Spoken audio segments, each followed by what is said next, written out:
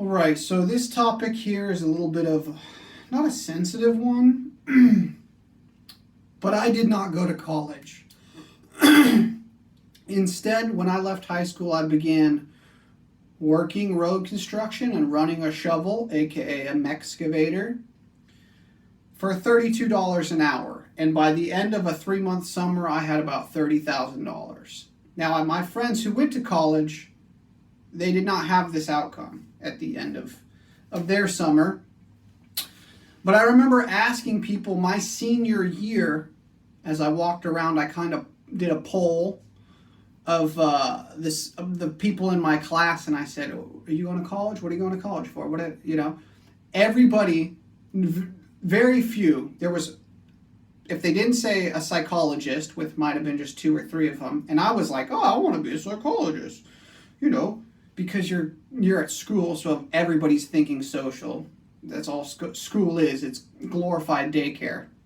That's all high school is. It's glorified daycare, right? Social aspect.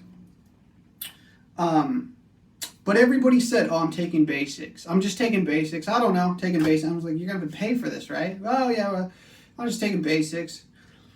And I just remember thinking about the sign with the fish. There's a whole school of fish swimming one way, and there's one fish swimming the opposite way. And I just remember thinking, nobody knows where they're going, what they're headed, what they're doing, but they're going. Now, learning about inflation, if you ever learn into the banking system and why pieces of paper are our unit of account, and the Federal Reserve loads money into the Treasury General account, the checking account for the Treasury and stuff, and the fact that the U.S. Mint used to be the only place money came from, was from the U.S. Mint, and they handed over that ability to the Federal Reserve, and the Federal Reserve now kind of enslaves the Treasury and have a check. So none of that matters as much as that I personally looked at college as a way to originate loans on other people's names. So the person who gets to initiate that loan, they make some money, they make some commission. That's the purpose of college nowadays, in my opinion, is to originate loans onto a social security number, on somebody's name. I don't think that's a good thing. I think that that's not healthy. I think that before you go to college, it's probably best if you go work in a trade. If you're a woman, salon, go get a salon, massage therapy, an accountant, a clerk, librarian, things of their gender, of their trade. So men, plumber, carpenter, electrician, tile guy, road construction, low voltage IT communications, information systems. Men and women can do that. So I think that it's best to get an understanding of taking money in before you go out and originate a loan and go to college. Get to know yourself first.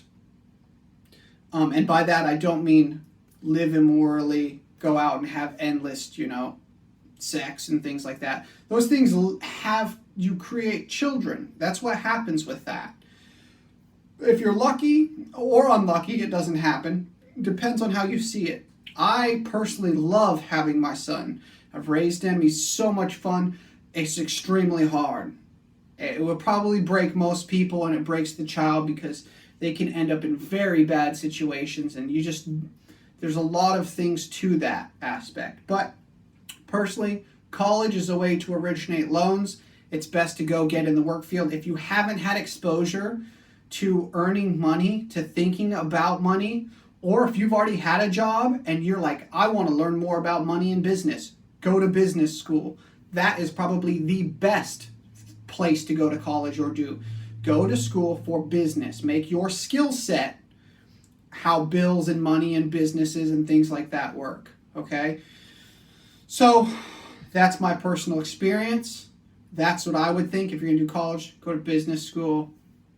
But ultimately, get your hands dirty with taking in money and seeing the social problems you have, because money has a psychology. If you take in money and don't know what happens to it, it gets spent. I don't write a budget. I just buy what I need. I don't really know how to handle money. you have some inner work to do because you've inherited poor money management skills, poor money handling skills. So the psychology of money can be likened to two scenarios, okay?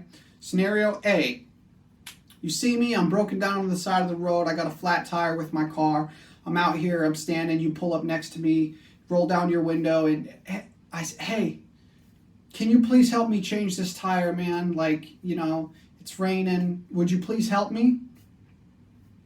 Depending on who you are, how you are, what mood you're in, if you're not hungry headed to get to T-Bell or something, yes, I will help you.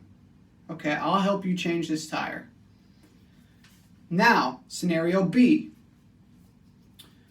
It's raining, I broke down, I'm on the side of the road, I got a flat tire, you pull up next to me, roll your window down, I'm like, would you please help me? If you help me, I'll give you $1.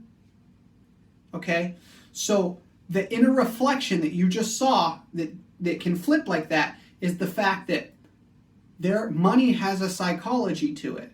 Okay, there's value. There's social value. There's money value. There's God value. All these things as humans we value differently, and we have different ways to account for those different categories of value. So money has a psychology. When you get given money, do you become a better person or a worse person? When you get money, do you panic that you're going to be poor without it? Or do you go, this is abundance, I know how I earned it, I can earn more of it? Okay, so I hope that helps. Peace.